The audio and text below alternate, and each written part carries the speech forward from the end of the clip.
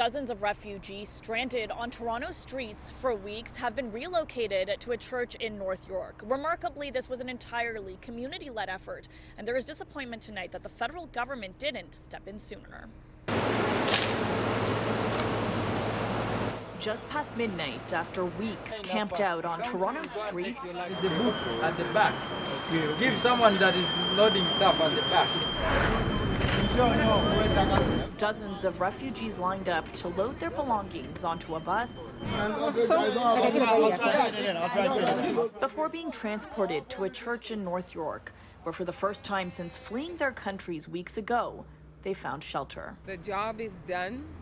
They're off the streets and onto better things. They spent the night at Revival Time Tabernacle Church in North York, where Pastor Judith James tells CityNews the relief was undeniable. To see their faces, it was like hope was lit in their eyes. It was a big relief for us because, being on the streets with the cold, with the rains, it is absolutely not something good. Were you able to take a shower? Yes, we were able to take showers. They gave us the beds, plenty of food.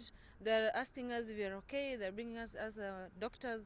Are you surprised the community had to organize this? It wasn't the government. We were surprised, of course. Straight from the airport to the streets, when the buses came, then we said, thank you, God. It's better now, where we are before, it was too cold. When I arrived in Canada, when I was in Peter Street there, I was like, what's really going on? It's not Canada, I've been dreaming of to come. I have a peace of mind now. The church has promised to provide shelter for as long as needed.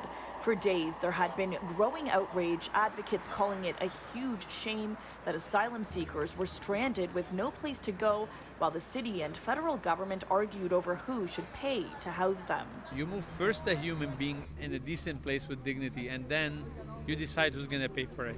Mohammed Faki, the founder of Paramount Fine Foods, helped pay for and organize the move to the church, but says this is a temporary solution to a much bigger problem. This is the government job. The government should have stepped in and got it done. We are watching them, and we will be holding them accountable. The city has been turning away refugees from their at-capacity shelter system since June, arguing they need more money from the federal government, and the two have been at a standoff for weeks until today, when the federal government finally gave in.